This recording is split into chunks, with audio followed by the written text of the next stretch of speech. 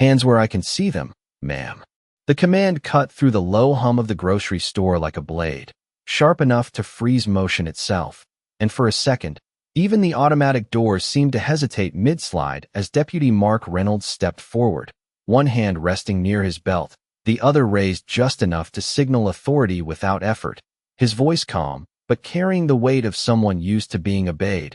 And all around them, carts stopped rolling, conversations thinned into whispers, and the fluorescent lights above flickered softly against polished tile floors that reflected every movement like a quiet witness, while Mrs. Lillian Carter stood still near the self-checkout, her thin hands hovering just above the worn canvas handles of her grocery bag, her posture straight despite the sudden attention, her silver hair catching the overhead light like threads of glass.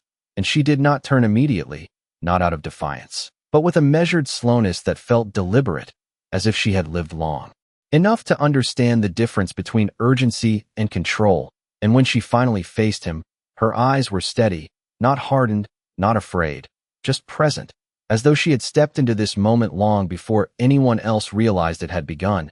And Reynolds studied her with a practiced gaze, the kind that scanned, assessed, categorized, reducing a person into fragments of suspicion and probability, his boots pressing lightly against the floor as he closed the distance by a few feet, enough to assert presence, not enough to invite challenge. And somewhere behind him, a register beeped once, then went silent, abandoned mid-transaction, while a young mother pulled her child a little closer, the boy's small voice breaking through the tension in a whisper too loud for the moment. "Is she in trouble?" And no one answered, not because they didn't hear, but because the question hung heavier than anyone wanted to carry, and Mrs. Carter's gaze flickered briefly toward the child, just for a breath, something soft passing through her expression before settling again into quiet composure. And she slowly lifted her hands, not high, not exaggerated, just enough to meet the instruction, her fingers slightly curved, the skin thin and lined with time, and the faint rustle of her coat echoed louder than it should have in the stillness, while Reynolds shifted his weight, eyes narrowing just a fraction as if something about her calm unsettled the rhythm he expected, because people usually reacted differently, faster, louder, defensive. But she stood there like the moment belonged to her as much as it did to him, and the air between them tightened, not with aggression, but with something quieter, something harder to name, as if the entire store had leaned into a single breath and forgotten how to let it go. The store did not move, but time did, stretching thin between each breath as Mrs. Lillian Carter kept her hands lifted just enough to satisfy the moment, her fingers steady despite the quiet weight pressing in from every direction. And up close, the small details began to surface, the soft crease at the corner of her eyes, the faint scent of lavender that lingered around her coat, the careful way her shoes were polished even though they had seen years of sidewalks and seasons, and none of it matched the picture that had formed in Deputy Reynolds's mind when he first stepped toward her, because what stood before him was not urgency, not resistance, but something slower, something grounded. And for a brief second, he hesitated, not visibly, not enough for anyone to call it out, but just enough for his gaze to flicker, recalculating, while Mrs. Carter lowered her eyes to the canvas bag at her side, not in submission, but in acknowledgement of the situation itself, as though she understood the script being played out and had chosen not to disrupt it. And when she spoke, her voice was soft, measured, carrying the kind of clarity that did not need volume to be heard. "Officer, is there something specific you would like to ask me?" And the words settled into the space between them with a quiet precision, causing a few heads in the background to tilt slightly, as if the tone alone had shifted the balance of the room. And Reynolds straightened just a fraction, adjusting his stance as he responded, "We received a report, ma'am, and you fit the description." The sentence rehearsed, familiar, one he had used before in situations that demanded control more than explanation. Yet this time, it landed differently, not because of what was said, but because of how it was received. And Mrs. Carter nodded once, slow and deliberate, her chin lifting just enough to meet his eyes again, not challenging, not avoiding, simply present. "Then perhaps the description needs to be clearer," she replied, and there was no sharpness in her tone, only a quiet suggestion that carried more weight than confrontation ever could. and behind them, a shopping cart will squeaked as someone shifted their position, the sound echoing longer than it should have, while a cashier paused mid-scan, her hand hovering over a barcode as if uncertain whether to continue or wait, and the air itself seemed to hold on to every small movement, amplifying it, turning ordinary gestures into something significant, and Reynolds felt it, that subtle shift, the way. The attention of the room had begun to lean, not away from him, but toward her, drawn by a calm that did not fit the tension he had introduced, and it unsettled him in a way he could not quite name, because authority relied on momentum, on quick reactions and clear lines. And here, those lines blurred, softened by a presence that refused to be rushed, and Mrs. Carter slowly lowered her hands now, not abruptly, but with intention, as if the gesture itself was a quiet reclaiming of space, her fingers brushing lightly against the fabric of her coat before resting at her sides. And she did not step back, did not move away. She simply stood where she was, grounded, composed, as though she had all the time in the world. And in that stillness, something began to shift, not loudly, not dramatically, but enough to make the moment feel less like an accusation and more like a question waiting to be answered. Deputy Reynolds drew in a slow breath, subtle but deliberate, the kind that signaled a shift from routine to scrutiny, and he adjusted his stance once more, shoulders squared, reclaiming the posture that had carried him through years of patrols and roadside stops, because uncertainty was not something he allowed to linger, not in public, not in uniform, and certainly not in front of a growing audience. And as he glanced briefly around the store, he could feel it, the weight of watching eyes, the quiet hum of phones being lifted just slightly, not enough to be obvious, but enough to record, to remember, to hold him accountable in ways that extended beyond this moment. And that awareness settled into his chest like a low pressure, steady and persistent, while Mrs. Lillian Carter remained exactly where she stood, her presence unchanged, as if the tension in the room had chosen not to pass through her, and instead moved around her like wind meeting a solid wall. And Reynolds cleared his throat softly, his voice returning with measured authority. "Ma'am, I am going to need you to open your bag."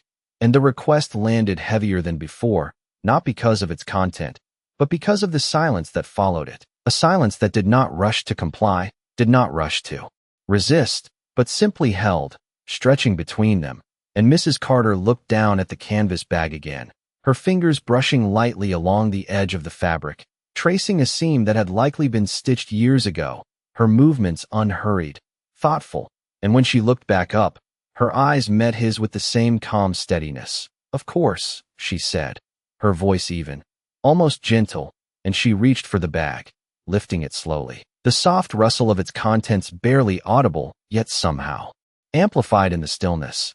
And as she began to open it, the zipper catching briefly before sliding free, a faint metallic sound echoed across the tile floor, small but sharp enough to draw every ounce of attention tighter.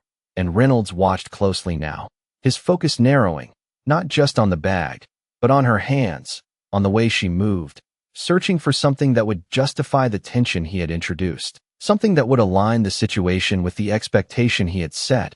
And yet, nothing about her suggested urgency, nothing suggested concealment, only care, only intention, and that contrast pressed quietly against his certainty, while behind him, the store manager had appeared near the end of the aisle, hesitant, unsure whether to step forward or remain back, his name badge catching the overhead light as he shifted his weight from one foot to the other, and a low whisper moved through the crowd, not forming words, just a collective awareness building. And Mrs. Carter paused for a brief second with the bag open in her hands, not to delay, but as if allowing the moment itself to settle, and then she tilted it slightly, enough for Reynolds to see inside, her hands steady, her posture unchanged.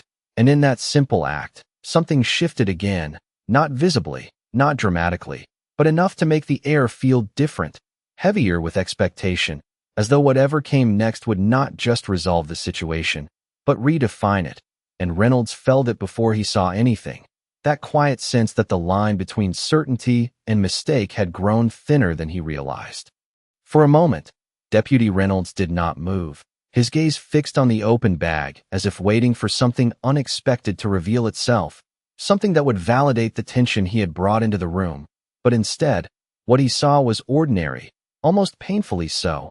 A neatly folded receipt, a small container wrapped in paper, a pair of reading glasses resting carefully in a soft case, and beneath them, a rectangular box no larger than a paperback book, its surface worn at the edges as though it had been handled many times over the years, and the simplicity of it all created a quiet dissonance, because it did not match the urgency of the call he had responded to, nor the attention now gathered around them.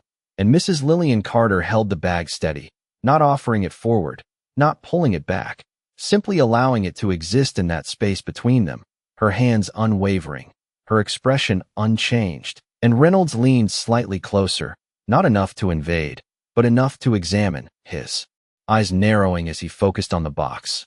"What is that?" he asked, his voice lower now, less certain than before, and Mrs. Carter followed his gaze, her eyes softening just a fraction, something almost reflective passing through them. "It is something that belongs to my husband," she said quietly, her words carrying a weight that did not need explanation, and the room seemed to absorb that sentence differently, the whispers fading into a deeper silence, while Reynolds hesitated, just briefly, before nodding toward the box. "I am going to need you to open it," he said, though the firmness in his tone no longer held the same edge, and Mrs. Carter inclined her head slightly, acknowledging the request without resistance, her fingers moving toward the box with deliberate care, lifting it from the bag as though it required respect rather than inspection. And as she brought it into the light, the fluorescent glow revealed faint scratches along its surface, small marks of time rather than neglect, and she paused for a fraction of a second, not to delay, but as if honoring the moment itself, before gently opening the lid, and the soft click of the hinge sounded louder than it should have, echoing faintly across the stillness, and inside, nestled against a piece of dark fabric, lay a single medal, its metal catching the light in a muted shimmer, accompanied by a folded photograph that had yellowed slightly at the edges, and the sight of it shifted something in the air, subtle but undeniable, because this was no longer just a search, no longer just a procedure. It was a story, one that had been quietly carried into this space without announcement, and Reynolds's posture changed almost imperceptibly, his shoulders easing just a fraction as his eyes lingered on the metal, trying to place it, to understand it. While Mrs. Carter did not speak further, did not offer explanation, she simply held the box open, allowing the truth of it to exist without defense. And in that silence, the weight of the moment grew, pressing gently but firmly against the assumptions that had brought them here, and somewhere behind them, the store manager took a cautious step closer, his breath audible in the stillness, as if even he understood that whatever came next would not just resolve a question, but reveal something far more important than anyone had expected. The metal did not shine brightly, not like something newly polished or displayed for attention, but it held a quiet weight, the kind that came from years of being kept rather than shown, and Deputy Reynolds found his eyes fixed on it longer than he intended, his thoughts searching for recognition, for context, for something that would allow him to place it neatly into the situation he had created. But the longer he looked, the less certain he felt, because this was no longer about suspicion, it was about something he had not anticipated, something that did not respond to commands or procedures, and the photograph beside it shifted slightly. As Mrs. Lillian Carter adjusted her grip, revealing more of its surface, a younger man in uniform, standing tall under an open sky, his expression calm, steady, familiar in a way that tugged at memory without fully forming, and Reynolds leaned in just enough to see the details more clearly. The name patch, the insignia, the posture that spoke of service and discipline, and something in his chest tightened, subtle but undeniable, while behind him, a voice broke through the silence, hesitant at first, then firmer. "Ma'am, is that Sergeant Daniel Carter?" And the store manager had stepped closer now, his eyes fixed on the photograph with a recognition that carried its own weight, and Mrs. Carter turned her head slightly, acknowledging him with a small nod. "Yes," she said softly, her voice carrying not pride, not sorrow, but something balanced between the two, something that had settled over time into quiet truth. And the manager exhaled slowly, almost under his breath. He used to come in here years ago," he added, as if the memory itself needed permission to exist in the moment, and Reynolds straightened slightly, the name echoing somewhere in his mind, not from personal memory, but from something he had heard, something he had been told during training or briefings, stories of service, of sacrifice, names that were meant to be remembered. And yet here it was, not in a report, not in a ceremony, but in a small grocery store, held in the steady hands of a woman he had just stopped without knowing who she was. And that realization did not come all at once. It unfolded slowly, piece by piece, pressing against the edges of his certainty, reshaping the moment into something he could no longer control in the same way. And Mrs. Carter closed the box gently, the soft click of the lid settling over the space like a quiet conclusion, though nothing had been resolved yet. And she held it for a second longer before placing it back into her bag with the same care she had shown from the beginning, her movements unhurried, respectful, as though the act itself carried meaning beyond the object. And when she lifted her gaze again, it met Reynolds's directly, not accusing, not forgiving, simply present. And in that look, there was a question that did not need words, a reflection of everything that had just occurred, and Reynolds felt it fully now. The shift that had been building since the moment he stepped forward, the realization that the situation was no longer about enforcing authority, but about confronting something within himself, something quieter, more difficult to name, and around them. The store remained still, the silence no longer tense, but heavy with understanding, as if everyone present had witnessed not just an interaction, but a turning point that could not be undone. The silence no longer felt accidental. It settled with intention, thick and unmoving, as if the entire store had quietly agreed to witness rather than interrupt. And Mrs. Lillian Carter stood there with her bag resting lightly against her side, her shoulders relaxed, her breathing even, the kind of stillness that did not come from weakness but from something far more practiced, something shaped over years of being seen and unseen at the same time. And Deputy Reynolds remained in place across from her, his posture no longer rigid, no longer driven by command, but held in a quiet pause that he could not easily step out of, his gaze lowering briefly to the floor before lifting again, not out of habit, but out of effort, as though meeting her eyes now required something he had not needed before. And the faint hum of the refrigeration units returned to awareness, steady and mechanical, a reminder that the world had not stopped, even if this moment had. And somewhere behind them, a cart rolled slowly forward, abandoned then nudged by its own imbalance, its wheels tracing a soft arc across the tile before coming to rest, the sound subtle yet grounding. And Mrs. Carter adjusted her grip on the strap of her bag, not nervously, not defensively, but with the quiet intention of someone preparing to move on.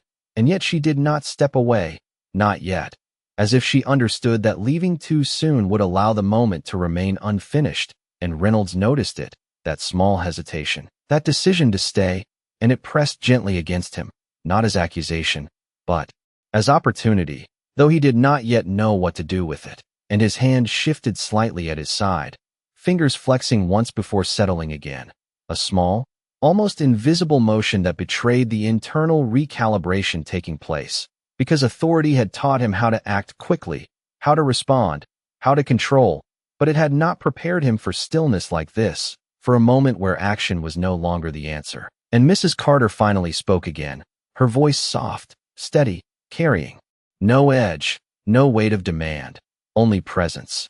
"Is there anything else you need, officer?" And the question was simple, almost routine, yet it landed differently now, not as compliance, but as clarity, drawing a line that did not confront but defined. And Reynolds felt it, the shift of responsibility, the quiet return of control not through force, but through composure. And he inhaled slowly, the breath deeper than before, as if grounding himself in something beyond protocol. And when he spoke, his voice was lower, measured in a way that felt new even to him. "No, ma'am," he said, the words carrying a weight that extended beyond their simplicity. And for a second, nothing followed, no movement, no immediate resolution, just the shared understanding of what had passed between them.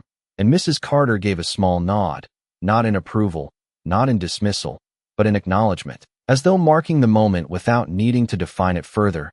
And she shifted her weight slightly, preparing now to leave, her steps still unhurried, her presence unchanged, while Reynolds remained where he was, watching, not out of authority, but out of something quieter, something closer to reflection, as the silence held just a moment longer before the world slowly began to move again around them. Mrs. Lillian Carter took her first step forward, slow and steady, the soft sole of her shoe brushing against the tile with a quiet certainty that seemed to guide the room back into motion. Yet no one rushed to move past her, no one spoke, as if the moment had not fully released them yet, and Deputy Reynolds watched her as she passed, not turning his head sharply, not tracking her like before, but following with a stillness that felt heavier than action, his eyes lingering just long enough to absorb what he had nearly overlooked. And as she reached the automatic doors, they opened with a gentle mechanical hum, letting in a wash of late afternoon light that spilled across the floor in long, pale strips, catching the edges of her coat and softening her outline as she stepped through. And for a brief second, framed by that light, she seemed untouchable by what had just happened, not because it had not affected her, but because she had carried it without letting it define her. And the doors slid closed behind her with a quiet finality, sealing the moment inside, leaving Reynolds standing where he was, the space around him suddenly feeling larger, emptier, as though something had been removed that he had not realized he was holding on to. And the low murmur of the store slowly returned, hesitant at first, then building, carts beginning to move again, conversations resuming in softer tones. But the energy had shifted, no longer curious, no longer tense, but reflective, and Reynolds remained still, his gaze dropping briefly to the floor where the faint reflection of the overhead lights shimmered across the polished surface, his own figure distorted in it, unfamiliar in a way that was difficult to explain, and he exhaled slowly, the breath heavier than before, as if something within him had shifted out of place and had not yet settled again. And the store manager approached cautiously from the side, stopping a few feet away, his voice low, respectful. "Deputy, that was Mrs. Carter," he said, as though the name alone carried enough meaning to complete the thought, and Reynolds nodded once, not looking up immediately, the acknowledgement quiet, internal, and when he finally lifted his gaze, it was not with the same certainty that had brought him here, but with something more measured, more aware, and the badge on his chest caught the light as he shifted slightly, no longer a symbol of control in that moment, but a reminder of responsibility, and he adjusted it absent-mindedly, his fingers brushing over the metal before falling back to his side, and the sounds of scanning items and distant conversation filled the space again, normal, ordinary, yet layered now with something unspoken, something that would linger beyond this afternoon, and Reynolds took a step back, then another, not retreating, but repositioning himself within the space, as though trying to understand where he stood now that the moment had passed. And in that quiet recalibration, he realized that what had just happened could not be undone, not erased, but it could be understood if he chose to face it. And as he turned slightly toward the exit, the light beyond the doors caught his eye once more, not blinding, not dramatic, just present, steady, waiting, much like the truth he had just begun to see.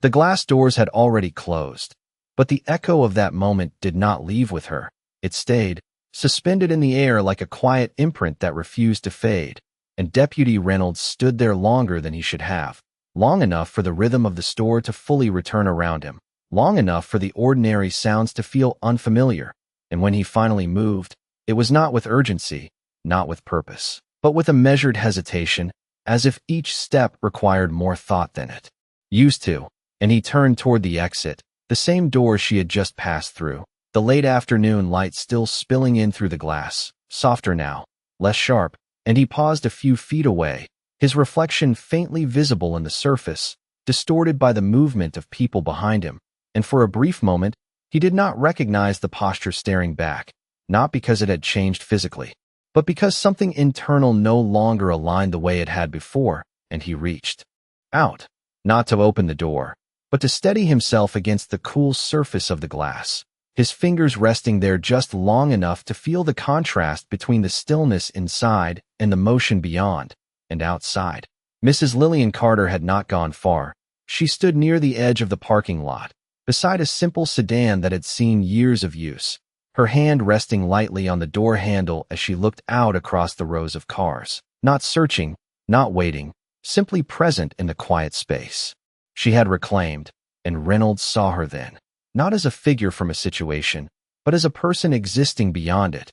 And that realization carried a weight that drew him forward, the automatic doors parting with a soft mechanical hum as he stepped outside, the air cooler, carrying the faint scent of asphalt warmed by the sun, and he hesitated again, just a few feet behind her, not close enough to impose, not far enough to disappear, and for a second, the distance between them felt more significant than anything that had happened inside, because now there was no crowd, no audience, no structure to guide what came next, only choice.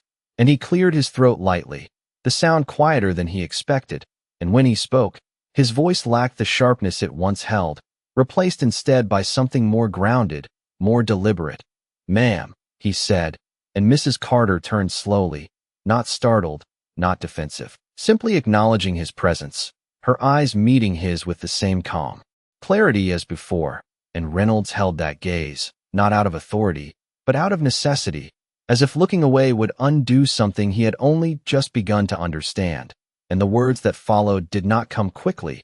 They did not follow the patterns he was used to. They formed slowly, shaped by the weight of the moment rather than the habit of response.